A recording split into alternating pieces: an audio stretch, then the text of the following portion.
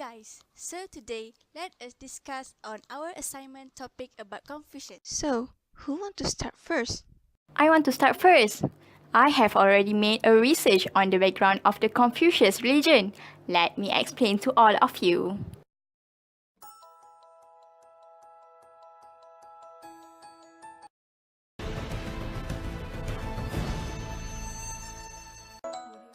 Confucius lived between 551 and 479 BCE. He was born in Lu, a province on the east coast of China. This area today is known as Shandong and was part of German Empire between 1898 and 1914.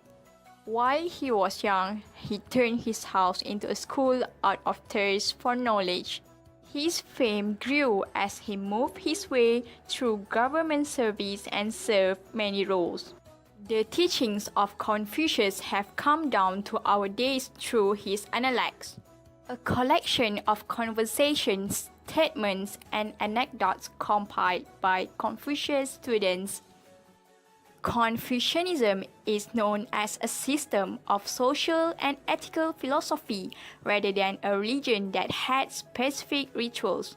Confucianism influence has also extended to Korea, Japan, and Vietnam. Confucianism is based entirely on kindness, mutual respect, and appreciation for character virtues. It is founded on the belief that society can flourish only when people learn to interact positively with each other. In Confucius religion, there are 6 principles where the believer should acknowledge. Let me explain it to you. Confucianism does not prescribe any specific of ritual or practices. These are filled by the practices of Chinese religion, Taoism, Buddhism, or other religion which Confucians follow. There are 6 principles in Confucianism. Firstly, Xiao, which is bringing honor to the family. Second, Zhen, including the humanist towards others. Third, Te is referring to effective moral leadership. Fourth, Yi is the ability to know what is right and wrong. Fifth, Li is respecting of norms of daily life. And lastly, Chung, which is mean loyalty to the state.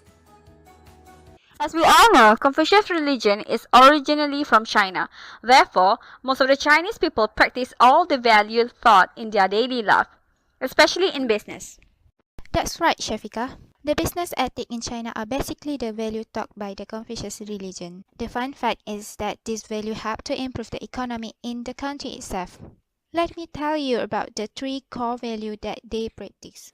There are 4 countries that follow Confucius ethics in their economy, which are China, Japan, South Korea, and Taiwan. The reason of economic success in these 4 countries because they lowers the cost of doing business.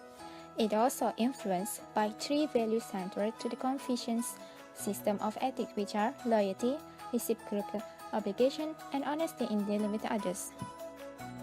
In Confucius, loyalty is regarded as an absolute obligation. The loyalty binds employees to the head of the organization, which can reduce the conflicts between management and labor. Thus, cooperation between management and labor can be achieved at a lower cost. In a Confucius culture, workers' loyalty to management is an example for loyalty to one's superiors, but it's not blind loyalty. The concept of reciprocal obligation also important. This ethics stress that superiors are obligated to reward the loyalty of their subordinate by bestowing blessing on them. If these blessings are not forthcoming, then neither will be the loyalty. The third concept is honesty in dealing with others.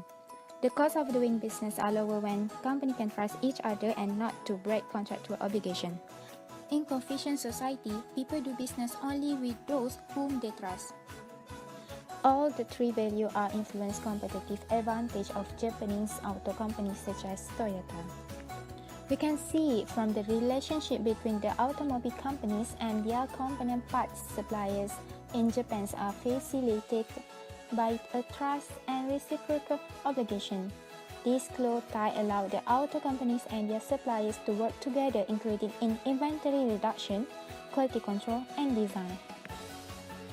There are few things that Confucius thought about business. I will explain on the detail about that. Now, let's talk about what things Confucius could teach about business.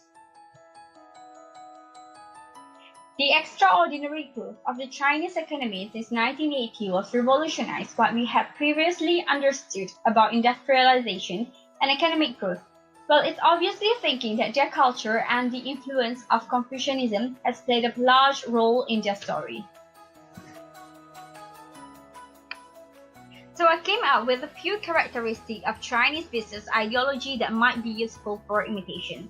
The first one is the way they perceive the crisis. Crisis in Chinese language literally translates to a combination of danger and opportunity. Every crisis poses a potential opportunity to the Chinese, only if that danger is managed properly. This mentality has made Chinese thinking positive and flexible, providing an appetite for change and opportunity. The Chinese believe that when everything is going well, one must plan for the worst-case scenario. This is not to say that you should prepare to fail, instead be prepared for the contingencies in the future. Chinese believe that you lose to what or how much you gain. Hence, by evaluating the worst-case scenario, ensure that business is adequately prepared for any crisis. Next, the importance of quantity. Well, quantity literally means relationship, and interpersonal relationship in Chinese business is extremely valuable, as quantity has been stated to be their second currency. The Chinese business mentality is very much one of, you scratch my back, I'll scratch yours. In essence, this translates to exchanging favors, which are expected to be done regularly and voluntarily. What underpins this ideology is the concept of respect within the business context, respect between all with whom you conduct business. Lastly, strategy and preparation were the significant strategy in Chinese business cannot be fully understood without knowledge of the pride the Chinese have in their military story. But the concept and usefulness of strategy has not been lost on Western business. The question remains is how much attention we truly give it. Guys, I found us some videos that might help us to understand better on our discussion. Let us watch the video. The Western way, when you try to do business in China, and you coming in and you lay down the agenda, you talk, and after you finish, then you start building the relationship after the business. But Chinese, cooking all the information, try to build up that trust and then relationship, then the business part is easy. So it's two different ways. Establishing a trust means you are convinced that I won't put any surprise on you. Now, in the Western world, a very simple joint venture, we are all protected by the contract. But in the Eastern world, the contract is 4 pages. We have to be protected by the integrity of the other side. Now, when we talk about guanxi, when we talk about communication, we talk about trust, all it is no surprises when it comes to the crunch. In the Western world, we have contracts to protect us. Now, where does the Easterner find their protection? It's on the communication and building up of that trust. So we can conclude that Chinese people do believe in Confucius values and philosophy, which they practice it in their daily life. Which also lead to the success of the economic not only in China but also Japan, South Korea, and other countries who follows the Confucius religion. That is why Confucius is called the great thinker. And the great philosopher. He also acknowledged by many people. I guess that's all for our discussion today. Thank you for coming. It's our pleasure. Thanks to you too. Thank you guys. See you again.